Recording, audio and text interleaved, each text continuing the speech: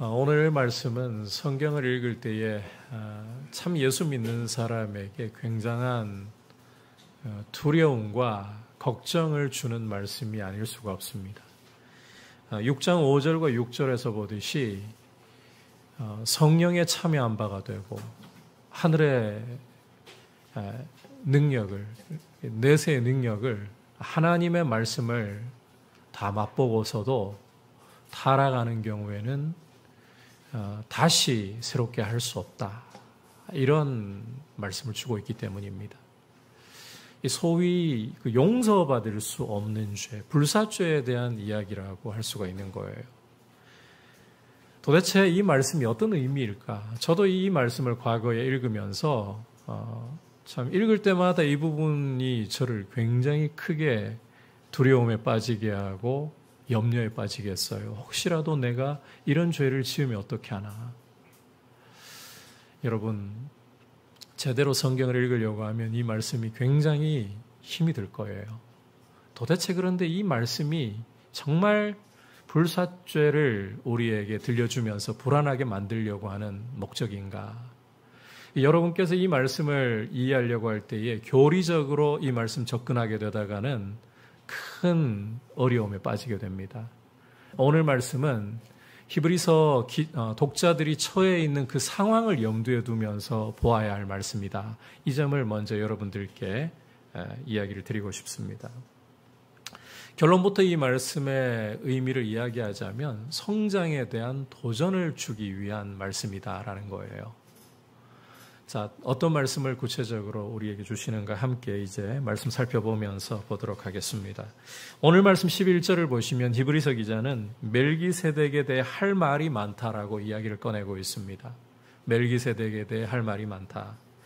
갑자기 멜기세덱 이야기를 왜 하려고 하는 것인가? 이 멜기세덱이라는 이름은 또 무엇인가 궁금하실 분들도 계실 것 같습니다.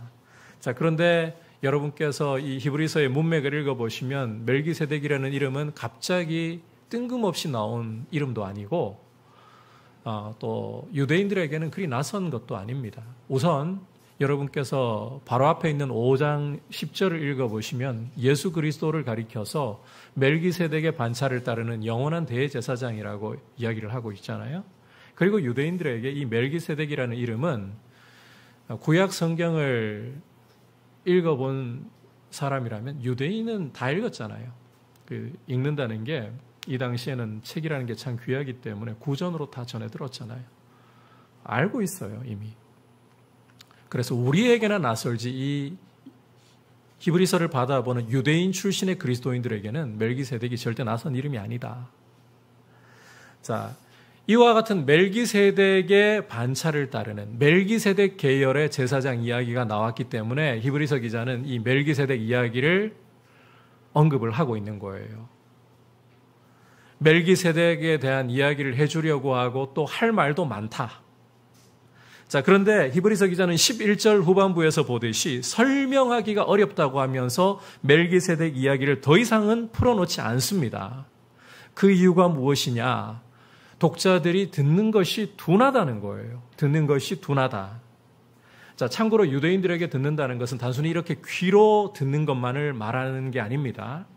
말씀을 듣고 깨닫고 순종하는 것까지를 이야기하는 거예요. 그래서 여러분께서 복음서를 읽다 보면 귀 있는 자는 들을지어다 이런 말씀하는 거 보실 수가 있죠. 그 의미가 문자 그대로 그냥 들으라는 이야기가 아니고 듣고 깨닫고 순종하라는 이야기예요. 자, 지금 히브리서의 독자들은 듣는 것이 둔해져 버린 이 하나님의 말씀을 들어도 그 말씀에 믿음을 더해가지고 깨닫고 순종하는 것이 둔해져 버린 상태라는 겁니다. 따라서 멜기세덱과 같은 더 깊은 이야기를 풀어나가는 것은 무리이다. 그래서 더 이상은 이야기를 진행할 수가 없다는 거예요. 자, 그러면 왜 히브리서의 독자들이 이런 상태가 된 것인지 그 이유를 12절에서 엿볼 수가 있습니다. 함께 12절을 한 목소리로 읽어보도록 하겠습니다. 시작. 때가 오래되었으므로 너희가 마땅히 선생이 되었을 터인데 너희가 다시 하나님의 말씀의 초보에 대하여 누구에게서 가르침을 받아야 할 처지이니 단단한 음식은 못 먹고 젖이나 먹어야 할 자가 되었도다. 자, 이 말씀을 하면서 지금 히브리서 기자는 통탄하고 있어요. 탄식하고 있는 거예요. 너희가 예수님을 믿은 지가 오래돼서 벌써 선생이 되었어야 할 판인데 아직까지도 하나님의 말씀의 기초를 또 배워야 할 판국이니 젖이나 먹는 자가 되었구나. 탄식을 하고 있습니다. 물론 이 말씀의 의미가 모두가 선생이 되어야 한다 이런 이야기를 문자적으로 하는 것은 아닙니다. 예수 믿은 지 이만큼 세월이 흐르고 이 정도의 경험이 있다면 이제는 충분히 자기가 믿는 신앙에 대해서 설명하고 고백하고 그 정도는 흔들리지 않고 붙잡고 있어야 되는데 그 수준에 못 미친다는 거예요. 히브리서의 독자들은 영적으로 성장을 멈춰버렸다. 영적으로 퇴보한 상태이다. 이렇게 탄식을 하고 있는 거예요. 여러분, 히브리서의 독자들은 예수님을 믿는 것 때문에 박해를 당하면서 과거 그들이 믿었던 유대교로 돌아가고 싶은 유혹, 충동 속에 사로잡혀서 흔들리고 있다고 했잖아요. 예수님을 믿는 믿음의 기초부터가 다 흔들리고 있다는 겁니다.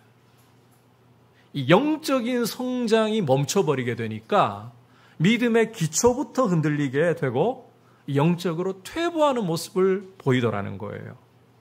여러분, 이 사실을 꼭 기억하셔야 합니다. 성도가 영적으로 앞으로 나아가지 못한 채 멈춰버렸다. 성장을 멈춰버렸다. 그러면 성도는 그 멈춘 자리에 그대로 있거나 제자리 걸음하는 게 아니고 오히려 뒤로 퇴보하게 됩니다. 영적인 성장을 멈추잖아요. 그냥 성장을 멈추고 서 있는 게 아니라 퇴보하게 된다는 거예요. 그리고 이런 영적인 퇴보는 하나님의 말씀을 듣는 것을 듣고 깨닫고 순종하는 것을 둔하게 만들어버린다는 것입니다.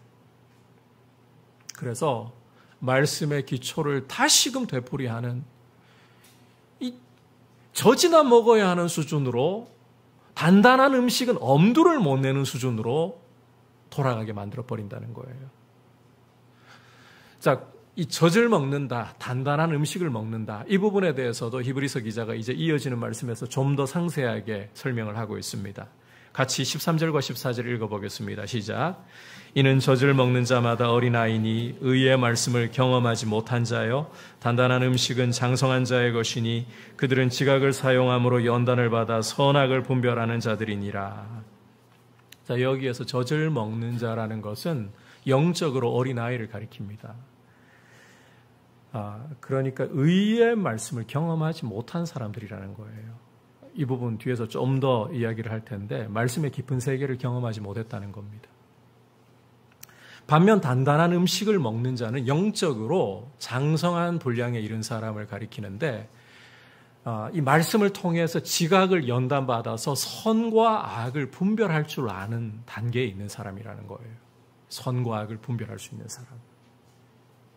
하나님의 말씀을 계속해서 배우고 묵상하고 순종하는 훈련 속에서 이 말씀의 가치관으로 자신의 가치관이 형성이 되어서 세상을 바라볼 때에 하나님 기준으로 볼 줄 아는, 선과 악을 분별할 줄 아는 그런 사람이라는 것입니다.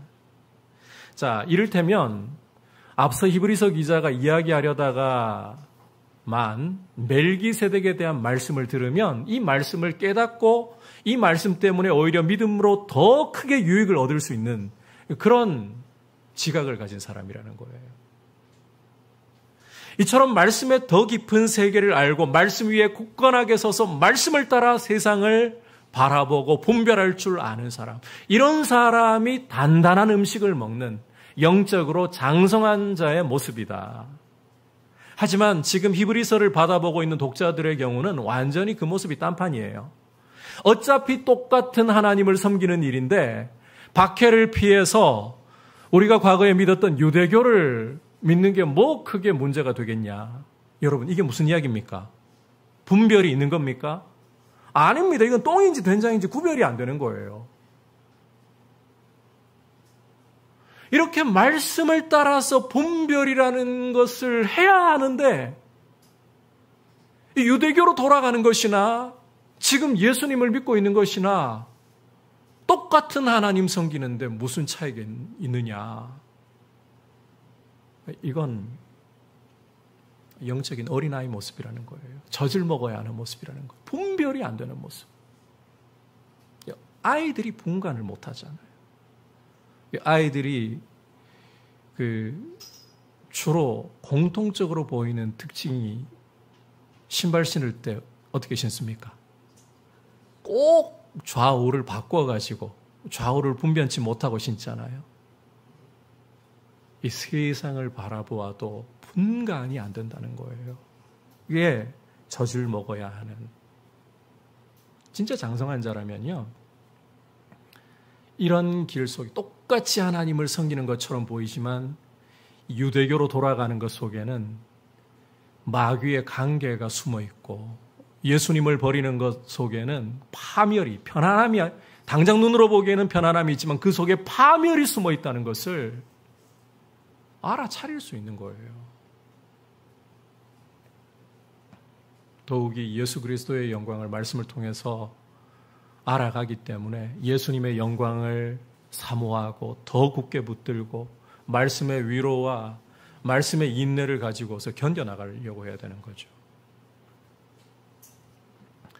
여러분 꼭 기억하셔야 돼요. 우리가 영적인 성장을 멈춰버린다. 그러면 그 멈춘 자리에 머물러 있지 않습니다. 제자리 걸음하지 않습니다. 뒤로 퇴보하게 되는 거예요. 그래서 말씀을 듣는 것이 둔해지고 또다시 흔들리는 믿음을 세우기 위해 말씀의 기초나 되풀이하는, 젖이나 먹어야 하는 수준으로 회귀할 수밖에 없다. 여러분, 교회의 가장 큰 비극은 주님이 십자가에 흘리신 피로 생명을 주셨음에도 불구하고 자라지 않는 데 있어요. 어린아이 상태에 머물러서 세상의 흐름을 간파하지도 못하고 똥인지 된장인지 구분도 안 되고 그냥 휩쓸리는 데 있는 거예요. 지금 우리 한국교회가 처해 있는 싸움 중에 하나는 세계관의 싸움이라고 해도 과언 아닙니다. 예전에는 안 믿는 사람들조차도 이 동성애 그러면 역겹게 생각하고 터부시했잖아요.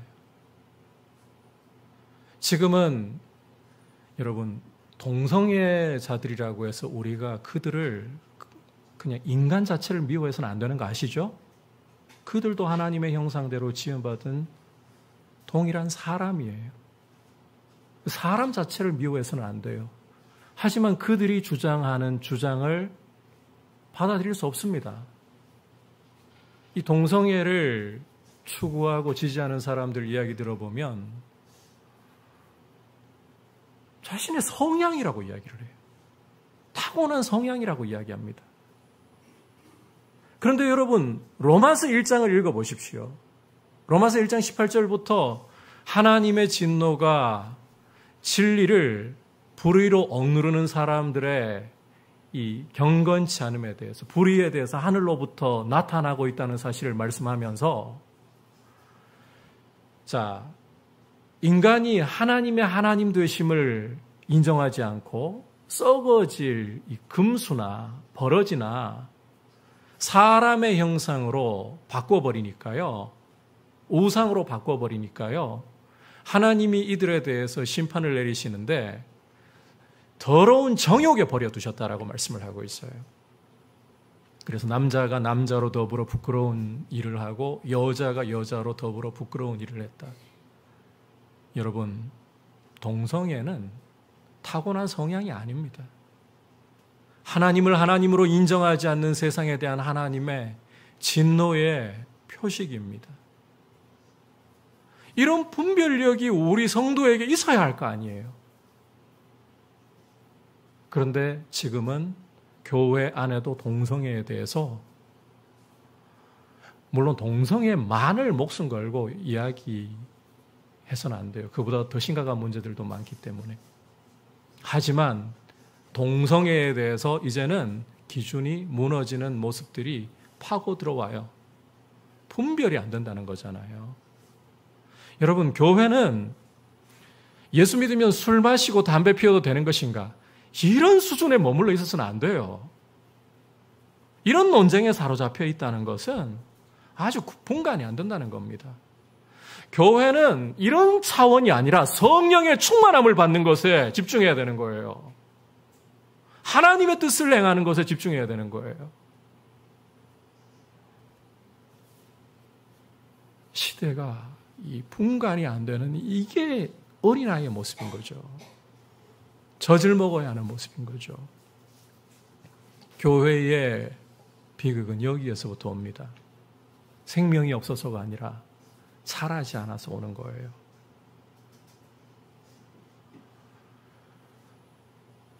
참 감사하게도 우리 교회가 일단 이 정치적으로 휘둘리진 않아가지고 참 감사해요.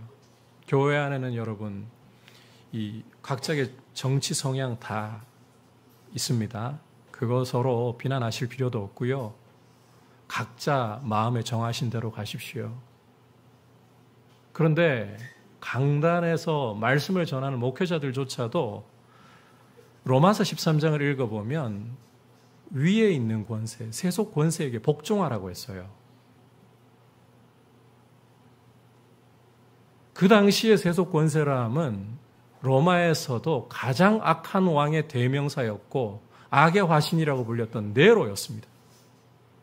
그런 자라도 하나님이 세우셨기 때문에 하나님이 그런 악한 자를 통해서라도 세상의 질서를 유지하고 악을 처벌하시는 일을 하신다면 복종하라.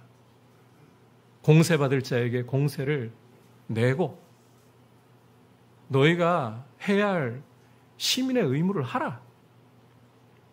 그런데 이런 말씀은 온데간데 없고 심지어 목회자 입에서 예전에 대통령 이름을 이야기하면서 그 다음에 강아지라고 하더라고요. 강아지라고. 이 분별이 되는 이야기인가요? 왜 하나님의 말씀은 한쪽은 던져버리고 정치를 가지고 또 복음으로 연결시켜버려요?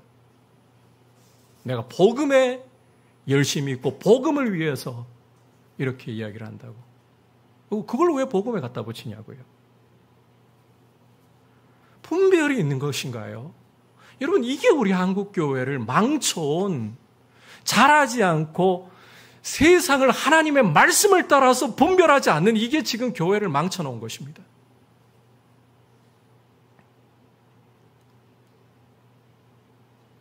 이 말씀의 기초에 제대로 서 있지도 못한 모습, 젖먹는 어린 아이의 모습, 단단한 것은 엄두도 못 내는 모습. 한국교회가 말씀을 어느 때보다도 더 많이 접할 수 있어요. 여러분 유튜브 열면 얼마든지 말씀 들으실 수가 있어요. 그런데 말씀은 더 몰라요. 더 분별은 안 되고 있어요. 이게 문제라는 겁니다. 여러분 영적으로 안 자라면 영적으로 퇴보할 뿐더러 말씀을 듣고 이 말씀의 가치를 따라 세상 분별하는 거 이게 안 돼요. 이게 교회의 고통이다. 이게 고통이다라고 생각할 줄 알았으면 좋겠습니다. 따라서 이제 히브리서 기자는 이 도의 초보에 머물지 말고 완전한 대로 나아가라고 도전을 하고 있습니다. 함께 6장 1절과 2절을 읽어보겠습니다. 시작. 그러므로 우리가 그리스도의 도의 초보를 버리고 죽은 행실을 회개함과 하나님께 대한 신앙과 세례들과 안수와 죽은 자의 부활과 영원한 심판에 관한 교훈의 털을 다시 닦지 말고 완전한 대로 나아갈지니라. 자, 앞서 독자들의 영적인 상태에 대해서 통탄하고 있던 히브리서 기자는 이제 이 믿음의 도의 초보를 버리고 완전한 데 나아가라고 호소하기 시작합니다. 여러분, 그리스도의 도의 초보, 이 믿음의 도의 초보를 버리라는 것은 문자 그대로 버리라는 이야기가 아닙니다.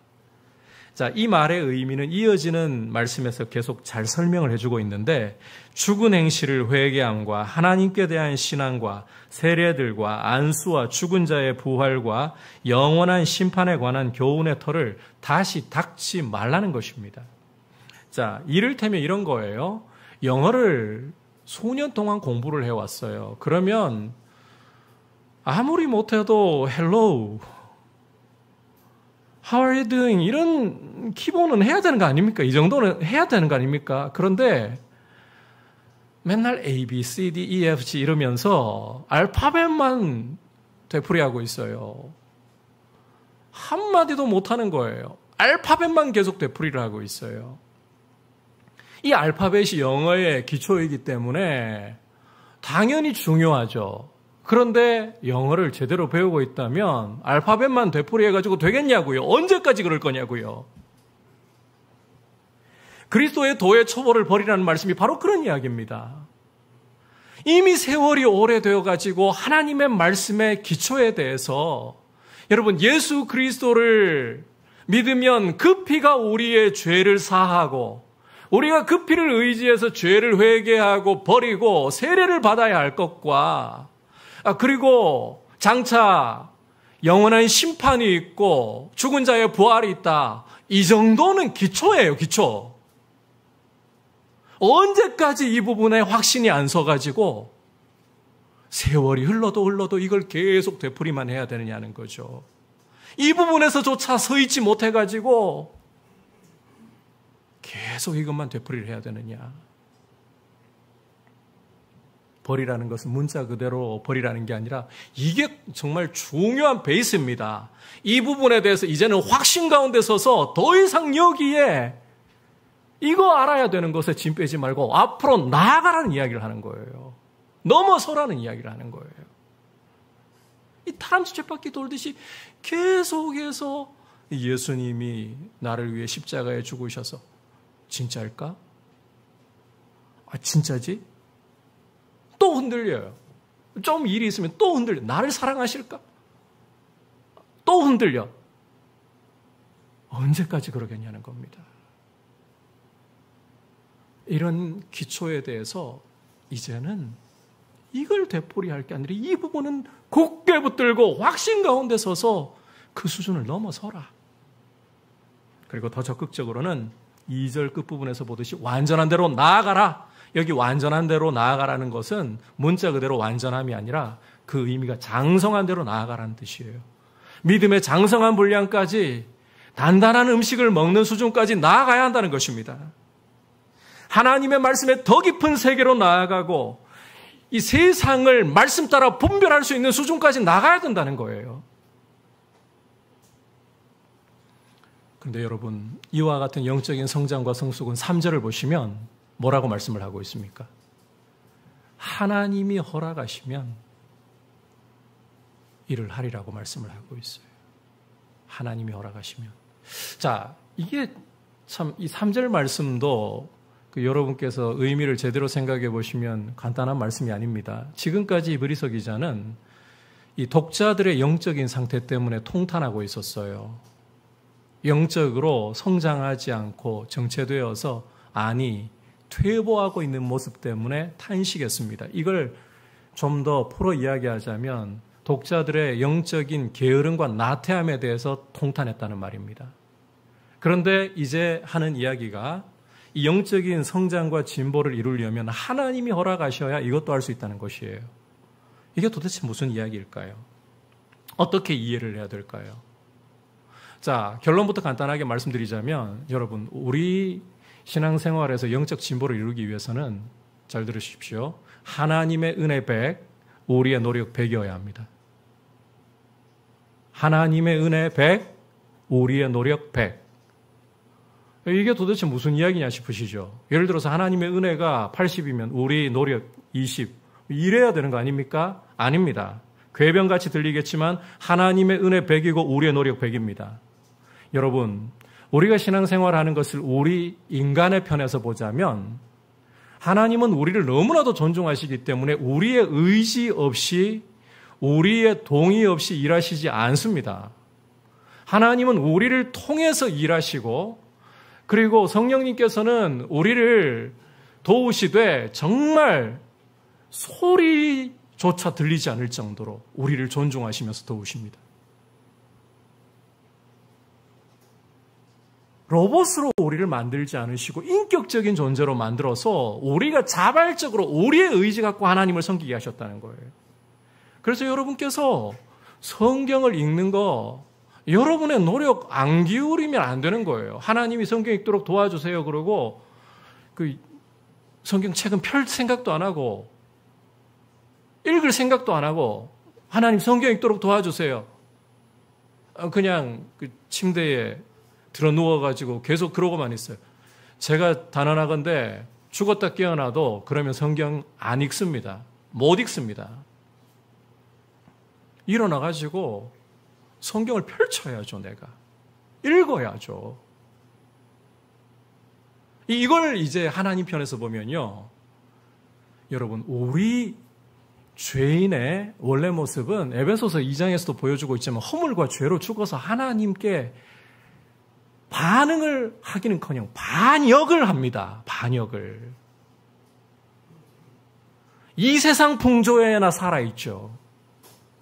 마귀에게나 살아있죠. 정욕에게나 살아있죠. 하나님에 대해서는 죽어 있어요. 그런데 성령님이 나에게 오셔서 내 의지를 살려주셨기 때문에 내가 내 의지를 움직이고 하나님을 향해 반응 보일 수 있는 거예요. 그러니까 하나님의 은혜 100이고 우리의 노력이 100인 거예요.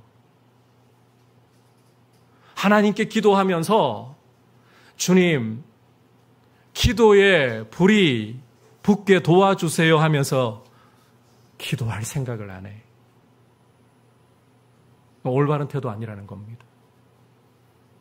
말씀을 깨닫게 해주세요 그러면서 말씀을 배울 생각을 안 해. 그럼 말도 안 되는 궤변이라는 겁니다. 그게 궤변입니다, 여러분. 그래서 우리는 기도를 드린다면 그 기도한 무릎을 가지고서 힘써 살아가려고 해야 되는 거예요. 그게 하나님이 허락하시면 이것을 하리라는 의미입니다. 여러분, 믿음의 장성함에 이르려면 우리의 의지를 발동시켜야 돼요. 주님을 사랑하기로 결단하셔야 돼요. 말씀을 알아가기로 어렵죠. 말씀 알아가는 게.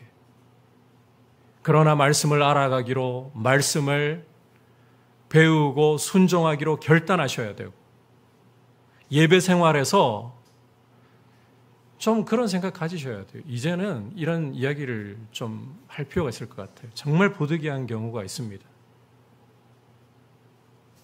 사람을 살리고 또 선을 행하기 위해 부득이한 경우가 있습니다. 그런 경우 아니라면 주일 예배는 기본이다. 이 정도는 깔고 가야 되는 거 아닙니까? 성도라면.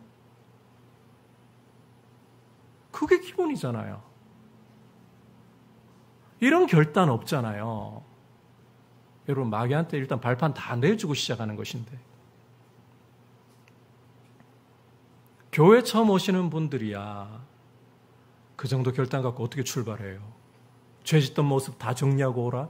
말도 안 돼요. 우리도 그렇게 못하는데. 그런 분들한테는 교회 놀러 오세요. 예배 드릴 때 놀러 오세요. 저도 그럽니다. 놀러 오셔서 일단 같이 예배 자리에 앉아 계시라고. 예배 드리고 난 후에는 제가 여쭤봅니다. 많이 힘드셨죠? 그게 정상이잖아요. 그런데 예수 믿는 성도라면 여러분, 우리가 학습받는 문답서에서부터 성도의 의무는 예배예요, 예배. 이런 의지조차 하나님 앞에 안 드린 채 하나님, 믿음 잘하게 해주세요. 나는 안 하면서. 내 의지를 성령님이 나도 모르는 사이에 조용히 사용하셔서 지금 하나님 도우심을 나타내고 계시는 건데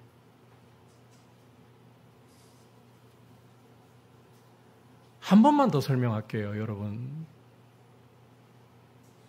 성령님 너무 온유하셔가지고 제가 우리 피움 청년들하고 성경 공부하면서 이런 표현을 썼었는데 사부작. 정말 사부작 일하시기 때문에 우리는 내 의지 다 무시하고 성령님이 때로는 강권적으로 우르릉 꽝꽝하면서 일하시기를 바라요. 아닙니다. 그런 경우도 있습니다. 우리의 어떠함과 상관없이 하나님 일하시기도 하고 일하실 수도 있습니다. 그러나 보편적으로는 정말 사부작 일하십니다. 우리가 성령님이 일하시는 줄도 모른 채로 그렇게까지 일하십니다. 내 의지를 통해서 여러분이 성경을 읽어야 되겠다라는 이 생각이 들죠. 누가 지금 부어주시는 생각이고 누가 지금 나한테 주시는 필요인데요. 이래서는 주님 기뻐하시지 않겠다는 생각이 밀려오죠. 누가 주는 생각인데요. 성령님이 도우시는 거잖아요. 그때 이제 내 의지를 발동해야 돼요. 그 의지 발동할 때도 이미 성령님이 배후에서 일하고 계시는 거예요. 그러니까 왜 안 도와주십니까? 성경은 던져둔 채로 누워가지고 성경 읽어야 되는데 왜 안 도와주십니까? 왜 안 읽히죠? 안 읽히죠, 당연히. 백날 첫날이 지나도 안 읽혀요. 그래가지고는 읽어야 되는 거예요. 여러분 이 예배 자리에 와가지고 찬송 드릴 때 주님 찬송하고 싶은 감정이 일어나게 해주세요. 그 감정 여러분 그게 그렇게 중요한가요? 아니요. 감정은요 정말 감정은 그냥 미쳤다 생각하세요. 지가 날뛰고 싶을 때 날뛰어요. 여러분 솔직히 우리 감정 지금 당장 한번 생각해 봅시다. 이런 말씀 들을 때 감정 좋습니까? 어렵습니까? 오늘 말씀 좋으면 이상한 거죠. 말씀 전하는 저도 이런 말씀 전할 때 되게 불편하고 힘든 판국인데 이런 말씀 들을 때 여러분 기쁘다, 즐겁다, 말씀 너무너무 시원하다 이렇게 듣겠어요 지금? 감정이 그렇게 반응하겠냐고요?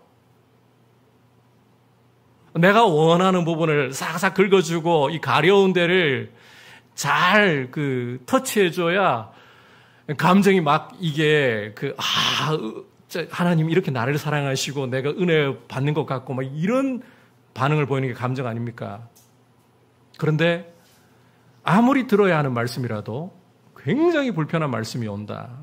내가 불편하던 주제를 딱 건드렸다. 그러면 감정은요. 우리의 생각과 상관없이 날뛰어요. 미치광이에요, 그냥. 우리가 우리의 올바른 도리와 의무를 행하다 보면 감정은 그제서야 꺾이기 시작합니다. 그제서야 올바른 자리를 찾아가요. 무슨 말씀인지 이해하시겠죠?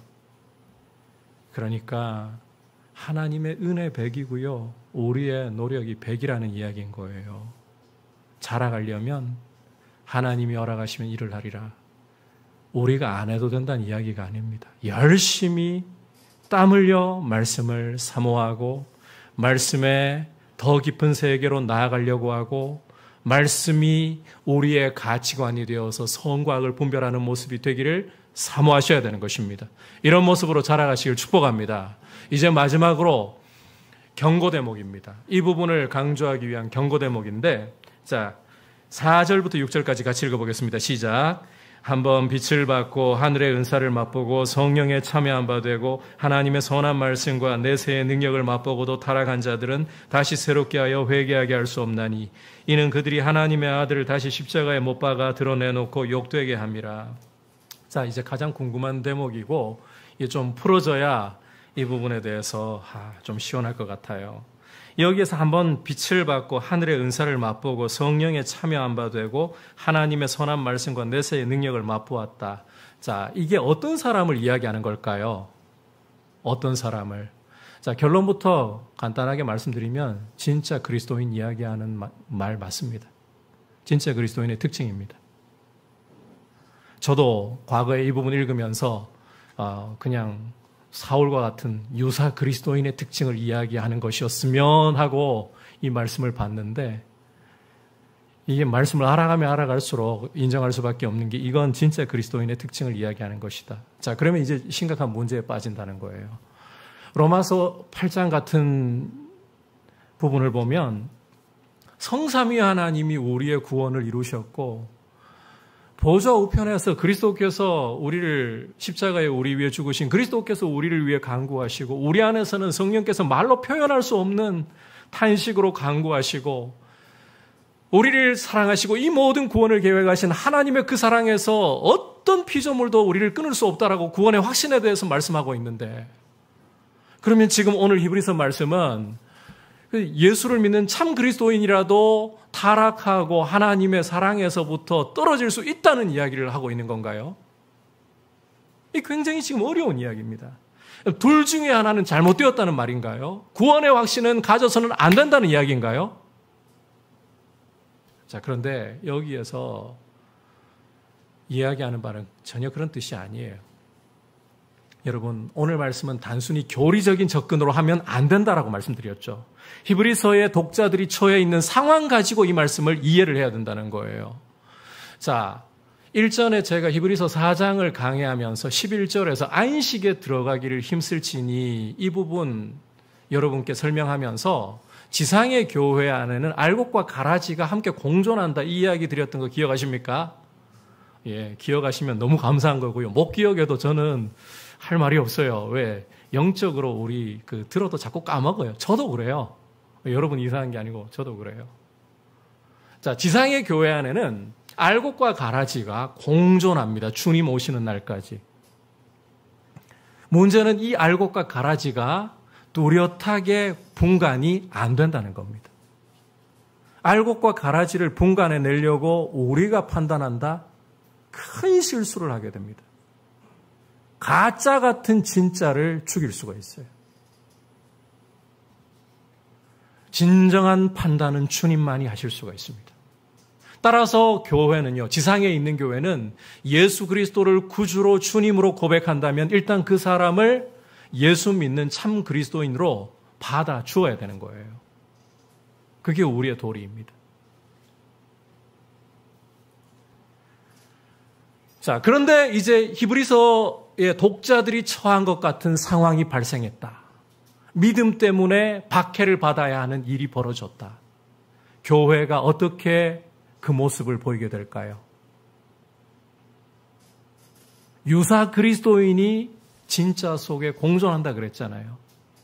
박해가 오고 예수 때문에 넘어질 일이 발생하면 실제 넘어진다는 것입니다. 배교까지도 한다는 것입니다.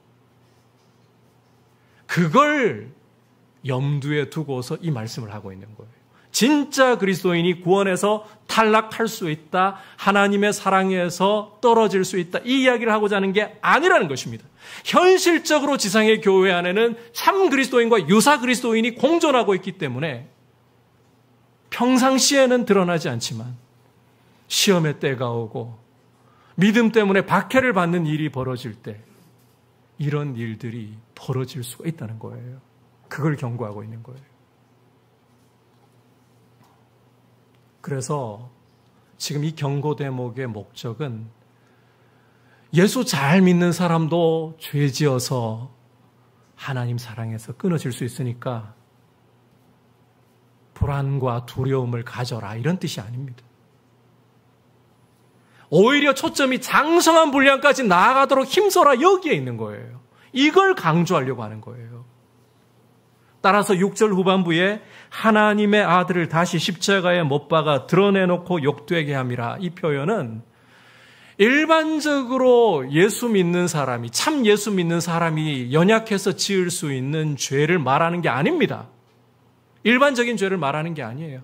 이것은 예수님을 철저하게 버리고 돌아서 버리는 배교를 지금 이야기하고 있는 거예요. 그게 히브리서 문맥의 지금 의미인 거예요. 따라서 히브리서 기자는 이제 이 부분을 좀 더 잘 이해할 수 있도록 비유를 들어가지고 이 부분을 설명하는데 7절, 8절에서 다음과 같이 비유를 들고 있습니다. 같이 읽어보겠습니다. 시작. 땅이 그 위에 자주 내리는 비를 흡수하여 밭가는 자들이 쓰기에 합당한 채소를 내면 하나님께 복을 받고 만일 가시와 엉겅퀴를 내면 버림을 당하고 저주함에 가까워 그 마지막은 불사름이 되리라. 자, 지금 히브리서 기자는 농사 이야기 갑자기 하려고 하는 게 아닙니다. 하늘에서 지금 비가 내리고 있어요. 똑같이 비가 내리고 있는데 자, 이 비를 흡수한 땅이 그런데 다른 열매를 맺는 거예요. 한쪽 땅은 주인이 쓰기에 좋은 채소를 맺어요. 그런데 다른 쪽 땅은 가시와 엉겅퀴, 불살라버려야 할 가시와 엉겅퀴를 내고 있어요. 이것은 교회 공동체의 모습을 묘사하는 것입니다. 여러분, 주일이 되어서 히브리서 기록될 당시도 마찬가지잖아요.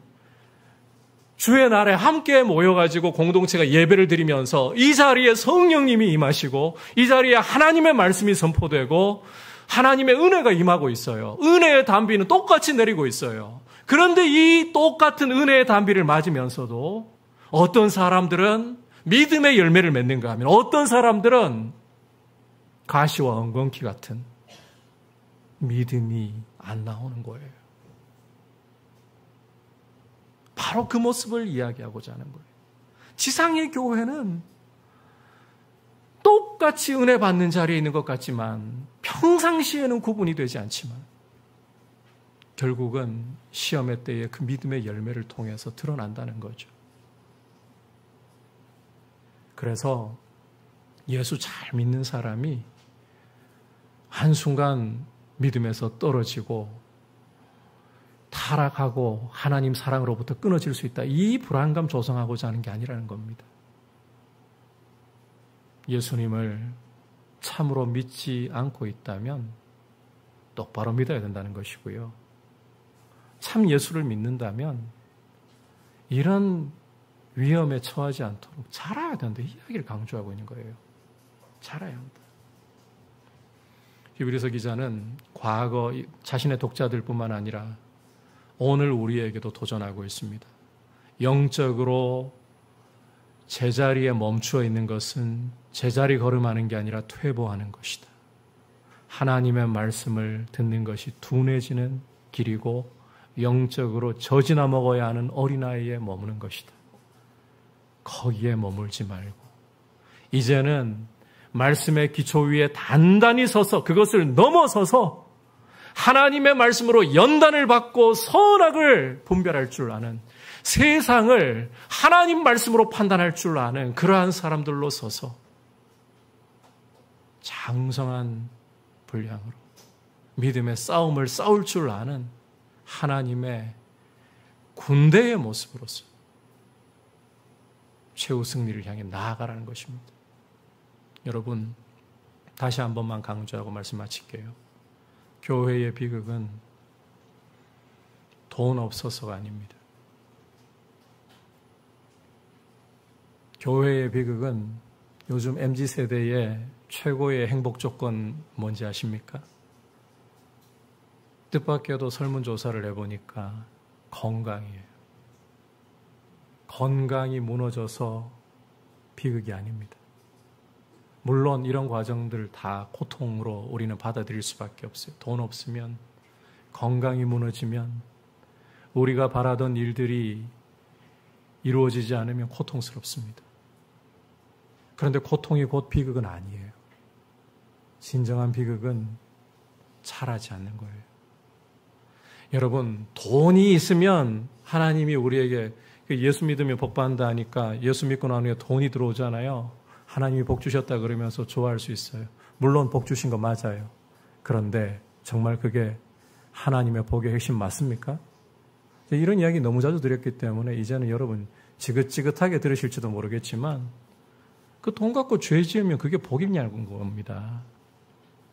그 돈 가지고 정말 행복을 대체할 수 있냐는 거예요. 하나님께서 한번 훅 쳐버리시면 다 날아갑니다. 이번에 중국 광동성에 엄청난 비 피해로 도시가 물에 잠겼잖아요. 그 사람들 과연 그런 일이 올 줄 알았겠습니까? 지금 불의 고리에 속해 있는 일본이나 대만 지진으로 흔들리고 있잖아요. 이 사람들이 과연 그걸 예측하고 있겠냐고요. 모르는 거죠. 언제 그런 일이 올지. 돈을 아무리 많이 주어도요, 우리가 아무리 건강을 자부하고 자랑해도요, 우리가 아무리 바라던 성공들을 거두어도 하나님이 한번 훅 가게 하시면 끝나버립니다.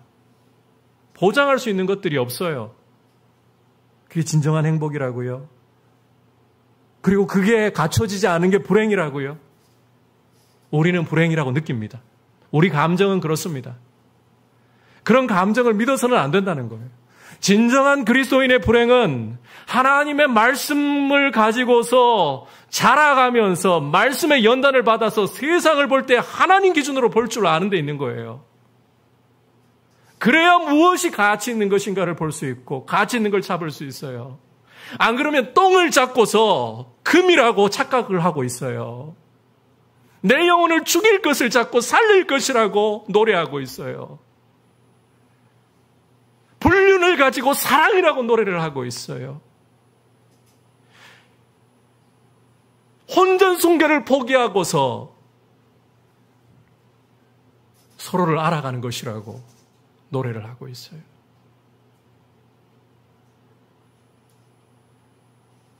이게 똑바로 사는 것이냐고요.